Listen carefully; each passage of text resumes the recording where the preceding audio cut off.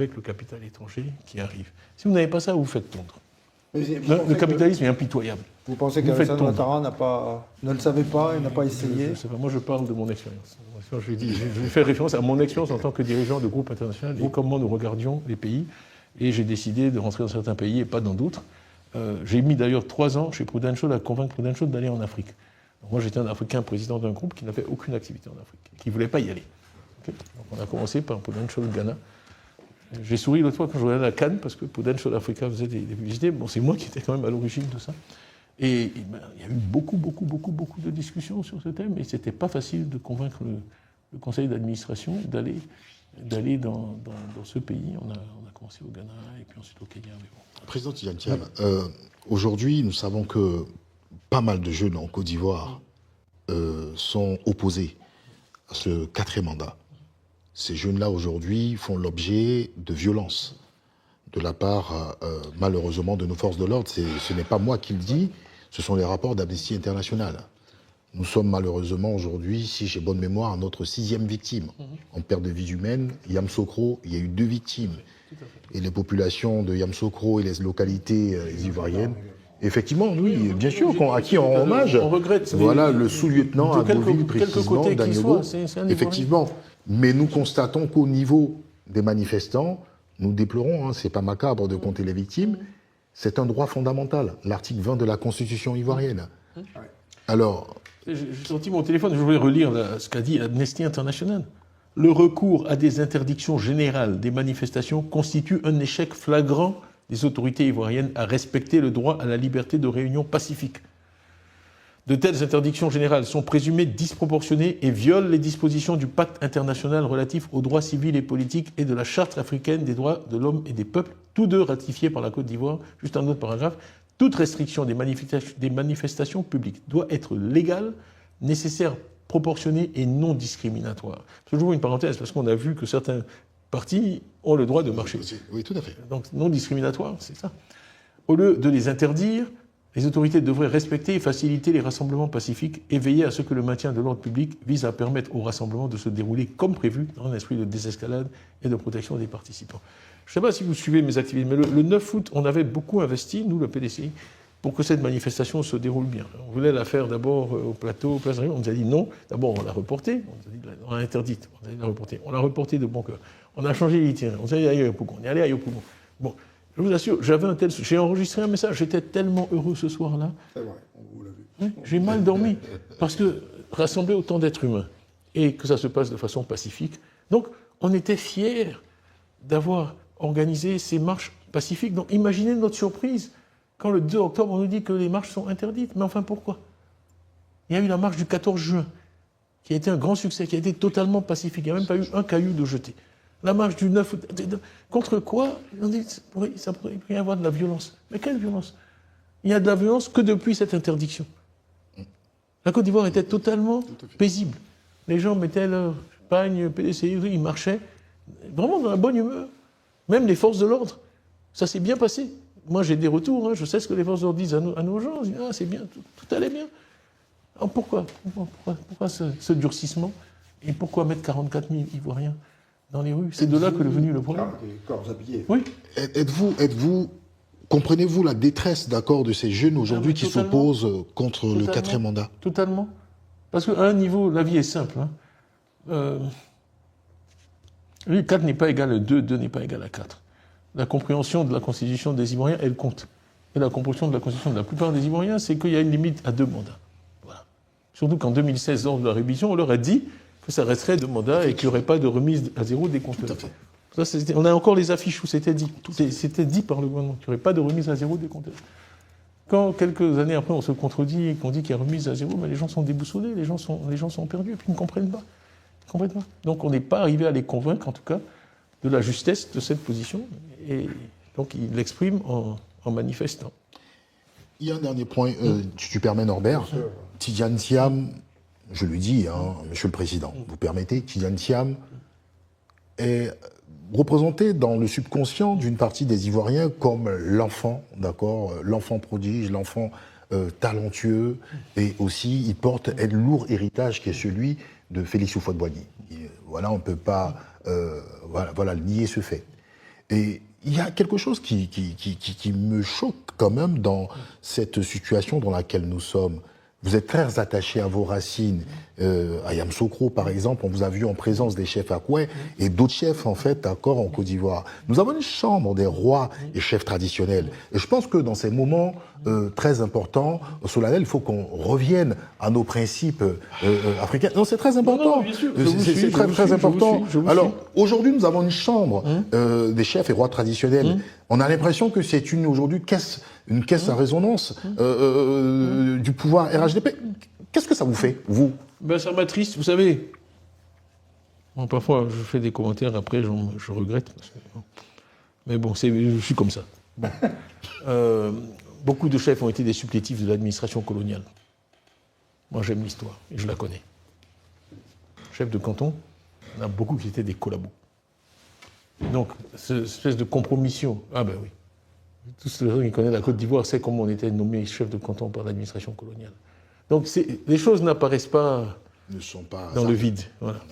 Donc, il y a toujours eu deux types de chefs chez nous, en Afrique. Ceux qui vraiment étaient bottom-up, représentaient les aspirations. Vous savez, j'ai dit, la phrase, à chaque fois, l'autorité se consent, elle ne s'exige pas. L'autorité, elle vient d'en bas, pas d'en haut.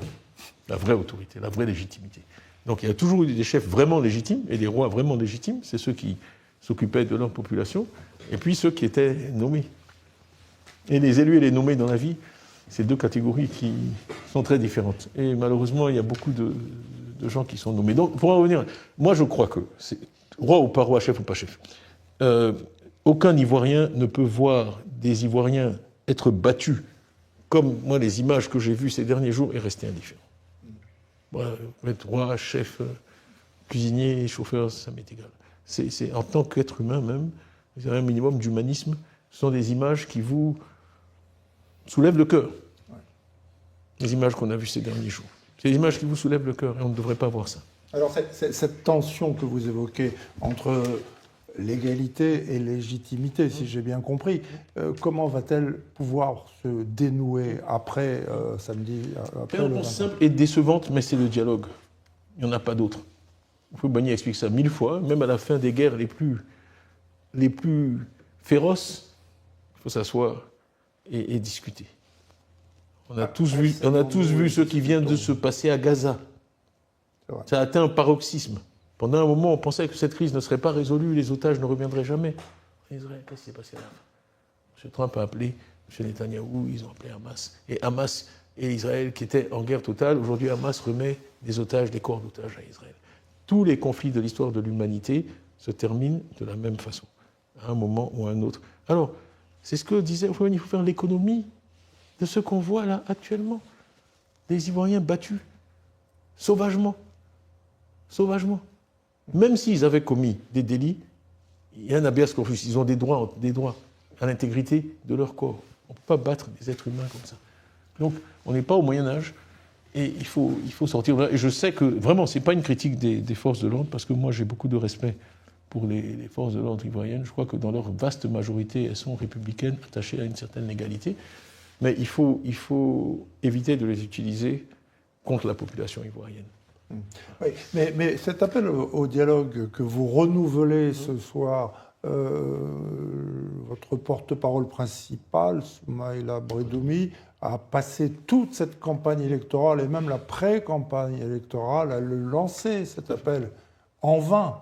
Ça n'a rien donné. Et ensuite, on va très vite arriver dans la campagne des élections législatives. Ce dialogue ne vient pas. Est-ce que vous n'êtes pas en train de prêcher dans un désert? On continuera. Je ne serai pas le premier dans l'histoire de l'humanité. Beaucoup de choses qui ont changé le monde sont sorties de prédicateurs dans le désert. Il y a toujours un moment où on prêche dans le désert, et un moment où on traverse le désert. Eh bien, il faut continuer. Vous savez, c'est Churchill qui a dit when you're going through hell, only one thing to do, keep going. C'est quand vous traversez l'enfer, il y a une seule chose à faire, c'est continuer à avancer. À un moment ou à un autre, vous en sortirez. Non, mais plus sérieusement. Bien sûr que... L'alternative, c'est quoi? C'est soit faire ce qu'on fait là, avec ce Brédoumi, ça, continuer à apprendre, ou on va prendre des armes. Ce qu'on ne fera jamais.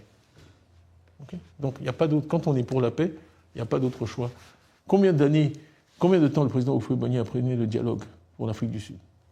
Où est-ce que Mandela a fait son premier voyage quand il a été libéré? à Yamoussoukro. J'ai eu l'honneur de rencontrer le président Mandela, le président Thabo Mbeki, en privé avec le président Bédié. Et j'étais très ému, moi j'étais relativement jeune ministre et tout, et il a dit ceci, il a dit « Aucun chef d'État ne m'a plus cédé que le président Houphouët-Boigny, je veux le dire devant l'histoire ». Thabo Mbeki est vivant, je suis sûr qu'il se souvient de cette rencontre. Donc, la force du dialogue, quand il a dit le dialogue c'est l'arme des forts, c'est vrai. On peut toujours gonfler les biceps, se taper la poitrine et faire le matamor, le va-t-en-guerre. Et bien toutes les guerres se terminent par un dialogue et par une négociation. Il n'y a pas d'exception à cette règle. Qu'est-ce qu'il en est de la dynamique du Front commun? Oui. Non, le Front commun, c'est important parce que nous sommes unis dans ce que je dis là. Le président Gbagbo ne dit pas autre chose. C'est pas un secret qu'on ne partage pas la même idéologie. Le PDCI et le Front commun. Mais une nation est riche de ses différences. Une nation est riche de ses différences. Et le PPACI, pardon, excusez-moi. Le PPACI, mais aussi le FPI et d'autres. Une nation est riche de ses différences. Aux États-Unis, il y a les démocrates, il y a les républicains. Et les États-Unis ne seraient pas complets sans l'un ou sans l'autre. Donc, on accepte de vivre ensemble pour que le pays, à la fin, avance. Et ce respect mutuel, c'est une des choses qui me chagrine vraiment dans le débat actuel, c'est l'agressivité, le mépris. On est tous des Ivoiriens. Personne ne détient la vérité absolue et pour toujours. Un peu d'humilité. Qui manque d'humilité? Moi, souvent, parfois, ils disent que moi, je suis arrogant de l'autre côté. Mais vraiment, laissons les Ivoiriens juges de ça. Laissons les Ivoiriens juges de ça. Oui, mais quand vous avez créé le Front commun, président Tidiane Thiam, lorsque vous avez créé le Front commun avec le PPACI du président Laurent Gbagbo, vous saviez quand même que votre candidature et celle du président Gbagbo avaient peu de chances de franchir le filtre du Conseil constitutionnel. Vous vous en doutiez? J'essaie de me souvenir des Très dates. honnêtement. Non, j'essaie de me souvenir des dates. Parce qu'il y a eu beaucoup de. J'ai passé tellement de temps dans tellement de procédures. Vous savez, on est confronté à un modèle actuellement de fonctionnement antidémocratique où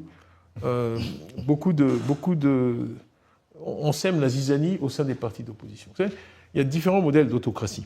Vous pouvez supprimer et battre l'opposition, ou vous pouvez simplement avoir des gens au sein des différents partis. Je fais souvent la plaisanterie au PDCI. Quand on se réunissait, je dis, bon, il y a une section RHDP au PDCI. Et ils se connaissent. Ils existent. Et beaucoup de gens au PDCI les connaissent et savent qui ils sont. Et ils sont là au service du RHDP. Donc on a maquillé des opérations de déstabilisation du président du PDCI comme des opérations venant de la base, de militants. Mais enfin, comment on peut dire que dans un parti qui élit son président à 99,77%, qu'il y a des dissensions? Entre qui? Entre 0,23% et 99,7%. Donc j'ai été pris toute l'année dans des histoires de... Et c'était délibéré. Des dossiers juridiques, des plaintes, des tatatis, des tatatas. Ça n'a pas arrêté. C'est du harcèlement judiciaire, harcèlement juridique, organisé, avec des pseudo-militants. Et je vous rappelle que quand mon dossier est allé devant la CEI ne m'a pas retiré de la...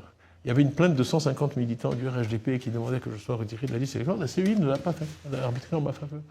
Mais ils ont eu droit d'appel. Ensuite, ils sont allés devant une juge et là, ils ont eu gain de cause. J'ai été retiré de la liste électorale. Mais je vous rappelle que, c'est pour ça que nous sommes allés après à l'ONU, mon dossier de candidature était complet. Les conditions de l'article 55, qui fixe les conditions d'élection à la présidence de la République, sont une condition d'âge et une condition de nationalité, exclusivement ivoirienne, toutes conditions que je remplissais au moment où mon dossier a été déposé au Conseil constitutionnel. Ensuite, en ce qui concerne les pièces administratives, que ce soit l'extrait de casier judiciaire, je l'ai fourni. L'attestation fiscale, pour le cas de la présidence, je l'ai fourni. Le quitus fiscal. Le certificat de nationalité, je l'ai fourni. Donc la raison à mon entendement qui a été donné, c'est que je n'étais pas sur la liste électorale. Liste électorale où j'aurais pu être si on avait fait ce qu'on faisait régulièrement. La révision en juin-juillet. Ah oui. Voilà.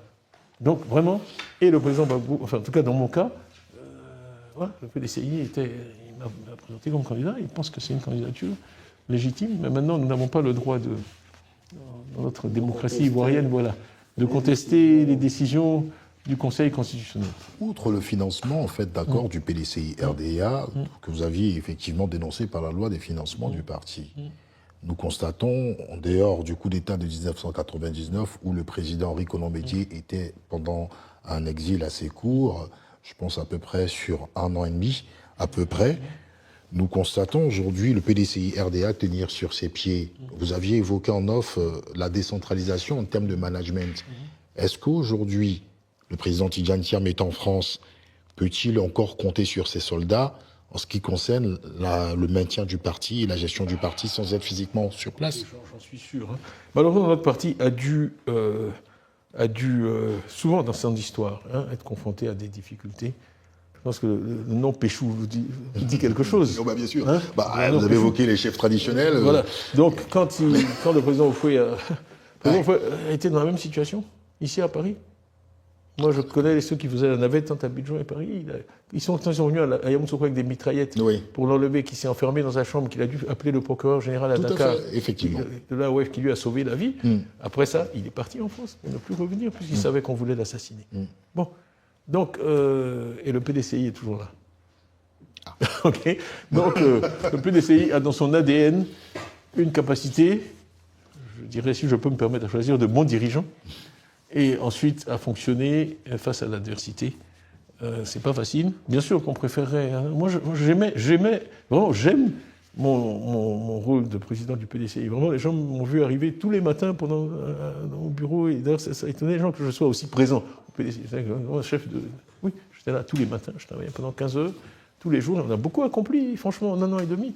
Donc, c'est malheureux qu'on soit dans cette situation. Mais quelle autre option avons-nous aujourd'hui? Quand vous voyez les abus des droits, les atteintes aux droits de l'homme quotidiennes, quand vous voyez, une partie de mon équipe est cachée, Benjo, coordinateur général du PDCI, moi, je n'y étais pas, on m'a rapporté l'attaque contre sa résidence. Ils ont saccagé sa résidence il y a quelques jours. Personne ne sait où il est. Bon, j'ai d'autres, je pourrais citer. Malheureusement, nous sommes comme avant l'indépendance, un parti légal qui a bâti la Côte d'Ivoire. De nombreux membres de la direction du PDCI aujourd'hui sont cachés ou en exil. Est-ce que c'est normal? Rassurez-nous, comment va Noël Akossi Benjo? Comment vous voulez qu'il aille? Un homme qui a eu sa carrière, qui a dirigé la plus grande entreprise de Côte d'Ivoire, la CIR, qui a été maire du plateau. Élu meilleur maire d'Afrique. Qui voit sa résidence saccagée. Plus grave, ces gens ont été formés à prix d'or par la Côte d'Ivoire, par le contribuable ivoirien. Benjo sera le premier à vous dire que sans Houphouët-Boigny, il serait toujours dans un petit village ébrié. Brédoumi est pareil. C'est un des plus grands agronomes ivoiriens.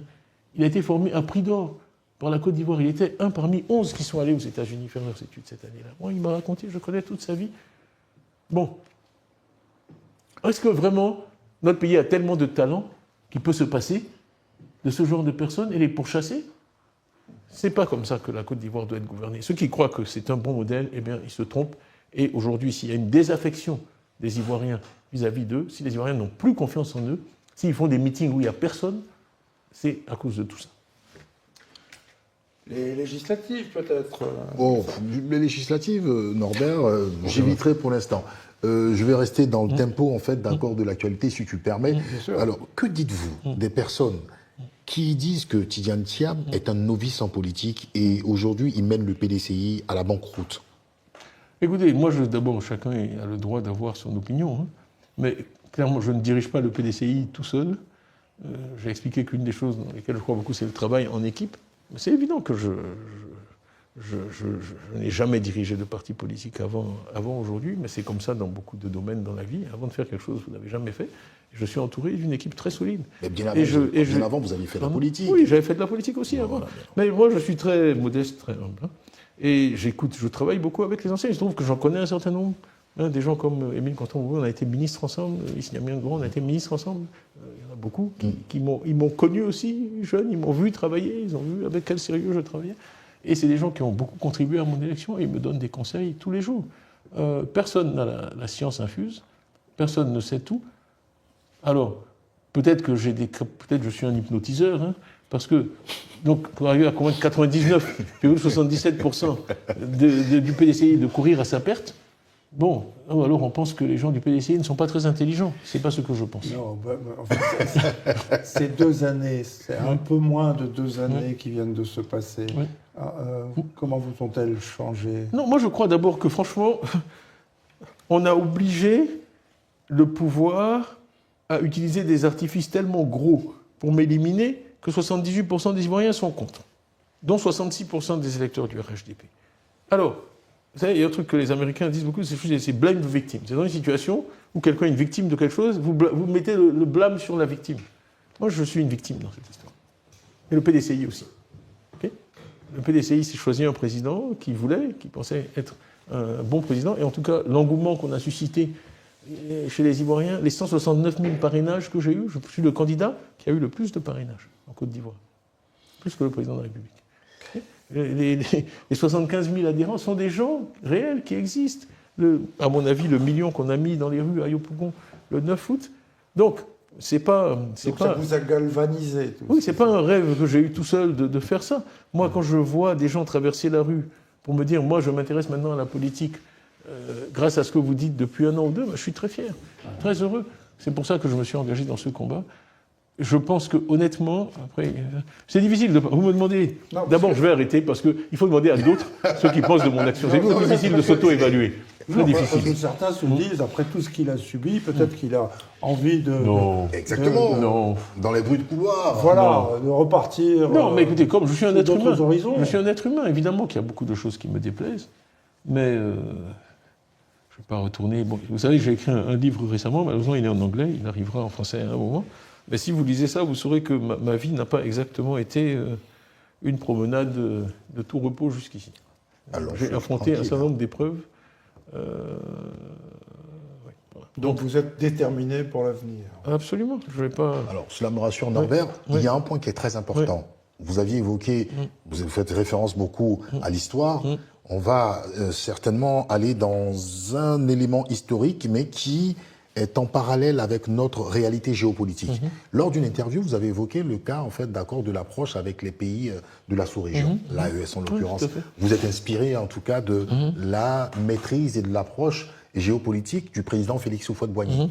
Hier, nous avions brillamment écouté le président Laurent Gbagbo, avec le confrère Alain Foka, évoquer aussi cette nécessité de ne pas rompre diplomatiquement les ponts et même économiquement les ponts avec ces pays de l'AES. Tidjane Thiam au pouvoir. Que fera-t-il concrètement, d'accord, avec ces pays de l'AES, concrètement? D'abord, il y a nos convictions. Vous savez qu'on a un programme très élaboré, hein, j'en ai parlé souvent, 404 du PDCI, qui ont travaillé pendant 1 an.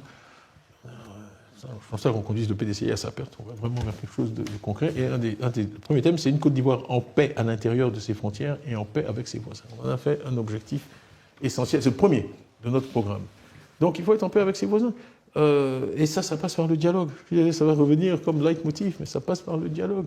On doit toujours pouvoir parler. On doit toujours pouvoir parler. Même si on est en désaccord, hein, on partage le même espace géographique. Les problèmes de ces pays-là, d'une manière ou d'une autre, deviennent nos problèmes. Et en tout cas, pour ce que j'ai pu voir dans nos analyses, dans nos recherches, les communautés de ces pays-là, aussi bien là où elles se trouvent, et que celles qui habitent chez nous et qui sont les bienvenus en Côte d'Ivoire, ont beaucoup de sympathie pour le PDCI. Je veux vous dire que beaucoup d'entre eux se préparaient à voter pour le candidat du PDCI au cours de cette élection présidentielle. Ils nous l'ont dit, que ce soit des communautés burkinabées, des communautés maliennes. Et ils voyaient le retour du... Parce que, bon, quand même, on fait l'histoire, hein. Qui parlait du bétail électoral du PDCI? Ah oui, c'est vrai. Merci. Alors, ok, c'est pas si loin. Donc, le parti qui laissait tout le monde voter, et ça, c'est resté dans l'esprit de nos frères du Burkina, du Mali et d'autres pays. C'était le PDCI. Bon, il y a eu un épisode malheureux, j'ai dit ce que j'en pensais, bon, qui n'était pas fidèle aux valeurs fondamentales du PDCI, mais ils sont heureux de voir un président du PDCI qui tient le même discours que celui qu'ils ont toujours souhaité voir le PDCI tenir, celui du président Houphouët-Boigny, qui est Vous savez qu'il avait supprimé les visas pour les Africains non ivoiriens. Oui. Bon. Donc, toutes ces choses-là, c'est des gestes symboliques importants. Mais... Et puis, moi, j'irai à Ouagadougou. Je suis certain que absolument, bien sûr. Certainement, Norbert, on ira couvrir ces événements sur Ouagadougou. Bien sûr. Anwar El-Sadat est allé voir Menahem Begin. Effectivement. Alors, quel problème il y a entre la Côte d'Ivoire et le Burkina qui fait qu'on ne peut pas aller à Ouagadougou? Moi, je suis certain que je serai bien accueilli. Un élément, si tu permets, très important. Tidjane Thiam, l'homme de la France, on l'a longtemps entendu. Non, mais c'est très important parce clairement, j'ai un soutien. Non, mais non, bah oui, non, là, effectivement, on le constate.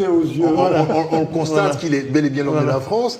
Mais je veux dire, on a tellement entendu. On l'a entendu. Et là, aujourd'hui, ironie du sort. Mais ce qui, Tidjane Thiam, est-il plutôt dans une approche, parce qu'il faut aussi, si je fais référence au PDC RDA, on avait le président Félix Houphouët-Boigny, à l'époque, d'accord, de la présence des deux blocs, n'hésitez pas à dire clairement qu'il était, du bloc occidental. Mais on a l'impression qu'avec Tidjane Thiam, nous avons une autre approche. Tidjane Thiam ne serait-il pas quelqu'un qui a plus une approche multilatéraliste, assez ouvert avec les partenaires qu'il faut à travers le monde? Parce que on vous a souvent cité dans les escarcelles, en fait, d'accord, d'une vision politique mondiale qui, aujourd'hui, est contraire à ce que vous prônez, à vous entendre politiquement.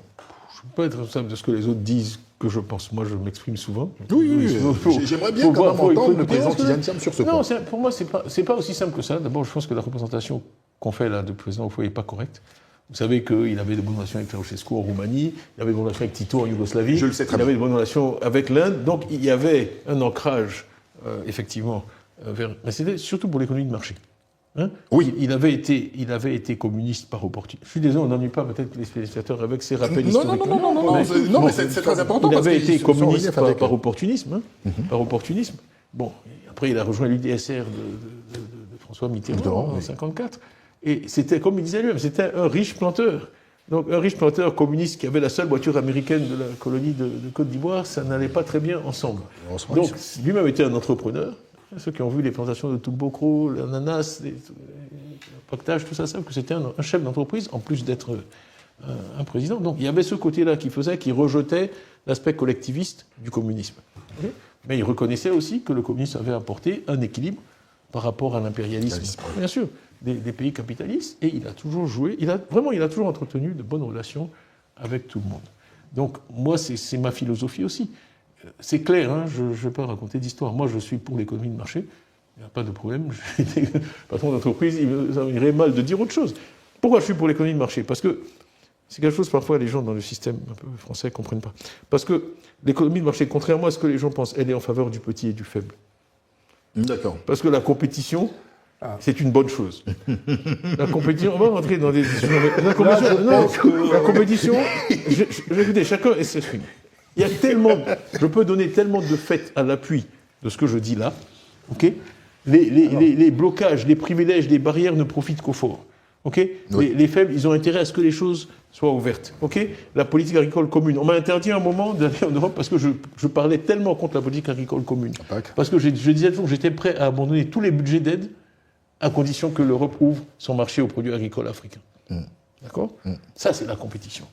Ça, c'est le commerce. Et quand on est faible, je vous assure, il y a beaucoup à gagner à l'élimination des barrières et à l'ouverture des marchés. À condition aussi que ceux qui compétissent aussi aient en fait des parts en fait assez... J'avais fait des calculs qui montraient que si vous calculez ce qu'on perdait comme revenu à cause des protections européennes et puis des produits qui étaient dumpés, à l'époque, la farine européenne arrivait avec des subventions énormes au Grand Moulin d'Abidjan, qui fabriquait du pain, avec lequel notre manioc ne pouvait pas compétir, ce qui créait de la pauvreté dans nos campagnes, de l'exode rural, causé directement par les subventions à la farine européenne. Ok ? Et on pouvait calculer tout ça, et je disais qu'on pouvait... Et je ne vais pas rentrer... Mais non, donc moi je suis pour l'économie de marché, et je peux donner plein d'exemples qui montrent pourquoi l'ouverture profite aux pauvres, et crée des opportunités pour les pauvres. Maintenant, après ça, de manière géopolitique, il faut parler à tout le monde, toujours. Il faut toujours parler à tout le monde. Moi, j'ai travaillé beaucoup en Chine, c'est un pays que je connais bien. J'ai dirigé un groupe qui était numéro 2 en Asie, donc avec de très fortes positions à travers toute l'Asie. Je connais tous les dirigeants de tous ces pays-là, et j'ai de bonnes relations avec eux, et ça, c'est quelque chose que j'apporterai. J'ai aussi de très bonnes relations dans le monde arabe, beaucoup de dirigeants là-bas que je connais. J'étais en Israël en juillet, j'ai été très bien reçu, j'ai aussi de très bonnes relations avec tout ce monde-là. Donc vraiment, c'est un équilibre, sans parler des États-Unis. Bon, donc c'est vraiment... la meilleure manière de gérer les intérêts à long terme d'un pays, c'est de n'exclure personne et de parler à tout le monde. Si je dois résumer ma philosophie en une phrase. Philosophie un peu inspirée de Fouad-Boigny. Je vais retenter ma chance sur l'actualité parce que. C'est vrai qu'on avait fini, on avait dit. Non, mais non. Nous y sommes. Nous y sommes, monsieur Vous avez Thiam. oublié. Ah non, vous avez tenu parole. Ça fait 1 heure, 1 minute. Voilà. Ça paraît plus long. Vous avez posé trop de questions. Oh. Mais alors encore une peut-être d'actualité, les législatives, pardon, mais ça va arriver très très vite. Est-ce que le PDCI RDA est en danger Le PDCI RDA ne disparaîtra jamais. Législative ou pas législative, RLE ou pas RLE. Voilà. Bon. C'est un parti fondé pour durer, qui est là depuis 1946. Ce ne sont pas les velléités hégémoniques, transitoires de certains, parce que dans l'histoire, sur la durée, c'est transitoire, D'accord. qui vont changer la mission du PDCI. Il appréciera. La mission du PDCI. Alors, Le PDCI ne disparaîtra pas, le PDCI sera là bien après ma mort, et il continuera à travailler pour le bonheur des Ivoiriens. ça c'est un message essentiel que vous livrez aux Ivoiriens qui sont nombreux à nous écouter ce soir, je n'en doute pas, et on sent votre émotion, Oui. Président Tidiane Thiam. Avant de laisser la dernière question à Toumblanc, je voulais dire un mot vous faire dire un mot plutôt de votre livre, parce que vous nous en avez parlé tout à l'heure. Ouais. Non, j'y pense tout simplement parce que hier soir, le président Laurent Gbagbo a dit qu'il allait rendre les clés du parti début 2026 et qu'il allait se consacrer à sa famille et qu'il allait se remettre à écrire. Alors je pense avoir lu tous les livres de Laurent Gbagbo. Le vôtre, j'attends qu'il soit traduit en français pour pouvoir le déguster.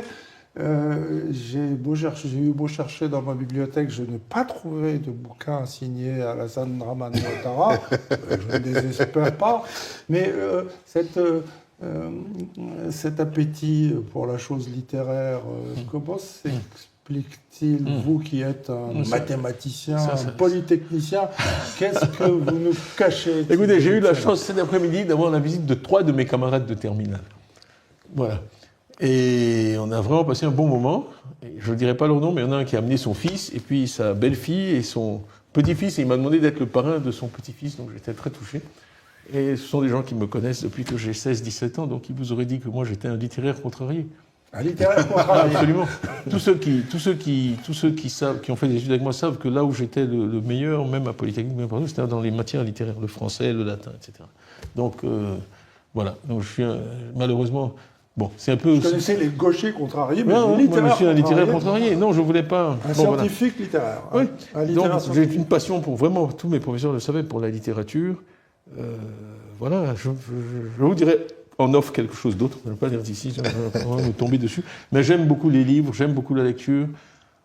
Je sais, c'est un plaisir quotidien. J'apprends tellement. C'est une école d'humilité. Ouais. Vous voyez des idées, vous dites, mon Dieu.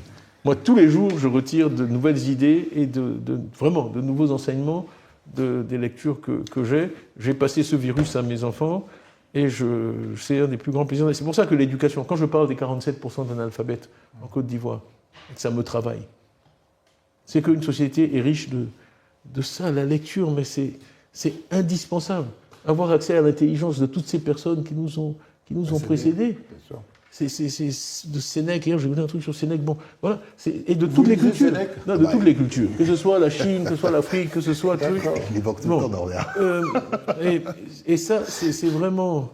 Ben, c'est lui qui a dit, et je le répète souvent, il n'est pas de vent favorable pour celui qui ne sait où il veut aller. C'est Sénèque qui a dit ça. C'est une pensée tellement profonde. Il les cite souvent. Finalement, le Front commun avait ça en commun. Ah, ça, on a vraiment ça en commun. Ça, c'est vrai. On aime les livres.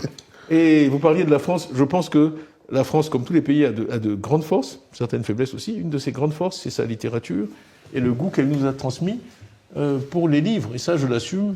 Je suis très, très heureux de ça. Ça me permet d'accéder à plein de cultures que je découvre. J'aime beaucoup la littérature africaine, bien sûr, mais aussi asiatique, Moyen-Orient, l'Amérique latine, il y a des auteurs fantastiques. Et c'est vrai que j'adore la littérature américaine parce que les universités américaines sont extraordinaires dans leur apprentissage de l'écriture.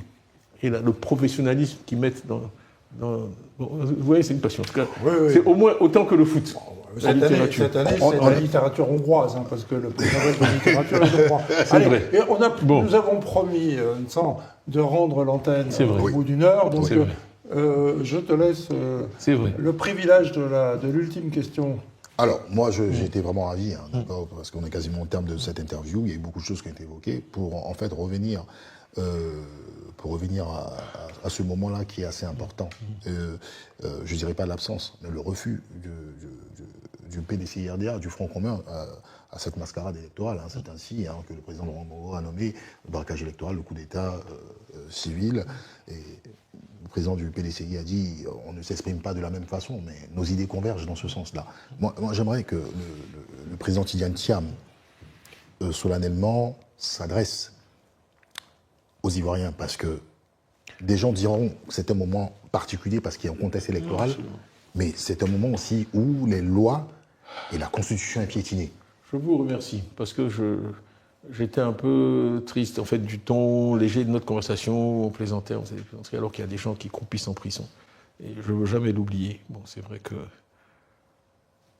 on ne peut pas en parler tout le temps, mais en tout cas, sachez que vraiment, c'est présent dans mon esprit à chaque instant, chaque nuit, chaque moment, j'y pense. J'ai envoyé encore un message à certains de nos prisonniers, là, hier. Donc, un message, je peux le résumer. Je l'ai dit, je le crois.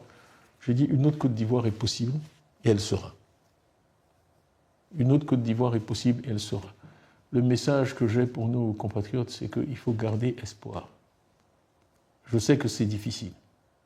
Quand on traverse une période comme celle qu'on traverse aujourd'hui. Et M. Navarro, vous m'avez dit, est-ce que vous ne prêchez pas dans le désert? Oui. Le prophète Mohamed, il a commencé avec un esclave noir, Bilal, et un chien. Et aujourd'hui, l'islam. Je dis souvent, quand je suis allé à Shanghai, la première fois en 1984, je suis allé dans la salle où le Parti communiste de Chine a été fondé, il y avait 6 chaises. Ils étaient 6. Regardez la Chine aujourd'hui. Okay. Donc moi, je crois fondamentalement qu'on peut accomplir. Il n'y a pas de limite à ce que l'esprit humain peut accomplir. Donc aujourd'hui, nous sommes dans une situation difficile, mais je crois dans l'homme, je crois dans l'Ivoirien. Je pense que Dieu nous a donné une intelligence et une âme.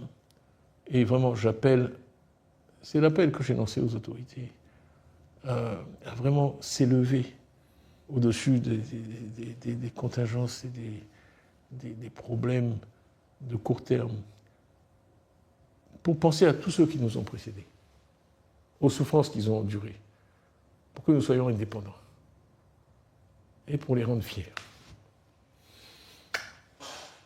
Amen, Alléluia et Inch'Allah, je dirais. Mais bon, c'est ça, c'est ma pensée profonde, c'est que vraiment, quand je pense à ceux qui nous ont précédés, à toutes les humiliations qu'ils ont subies, au temps colonial, que moi je connais, mes parents m'en parlaient tout le temps. Mais alors, on ne peut pas aujourd'hui se donner un spectacle de la sorte avec des jeunes qui sont l'avenir, qui sont la richesse du pays, qui sont battus, emprisonnés. Pourquoi? Parce qu'ils ont une opinion donnée. Alors, respectons-nous les uns les autres, je dirais aimons-nous les uns les autres, et arrêtons de diaboliser certains d'entre nous. Faisons preuve d'un peu d'humanisme, et je pense qu'à ce prix-là, on y arrivera. Et vraiment, donc je lance de nouveau cet appel, et je le lancerai autant de fois que nécessaire jusqu'à ce qu'il aboutisse. Engageons-nous dans un dialogue. En tant que leader politique, en tant que responsable de la Côte d'Ivoire, engageons-nous dans un dialogue pour sortir de l'impasse actuelle, parce que nous sommes dans une impasse, à 2 jours d'une date cruciale pour la Côte d'Ivoire. Voilà ce que j'ai à dire aux Ivoiriens. Je remercie ceux qui m'ont fait l'honneur de m'écouter aujourd'hui. Et je leur dis que je compte sur chacune et chacun d'entre eux. Et de nouveau encore une parole pour ceux qui sont arrêtés ou qui souffrent, en espérant que demain sera meilleur pour nous tous. Merci. Et nous, à Toumblanc et moi, nous vous remercions très chaleureusement, Président Tidjane Thiam. Merci vraiment de nous avoir accordé ces moments très précieux. Merci également à Mélissa, à Ayoub, à Alexis, à Gustave et à tous ceux qui nous ont aidés à organiser et réaliser ce direct. Merci et j'espère à très bientôt. Que Dieu bénisse la Côte d'Ivoire. Merci. Merci.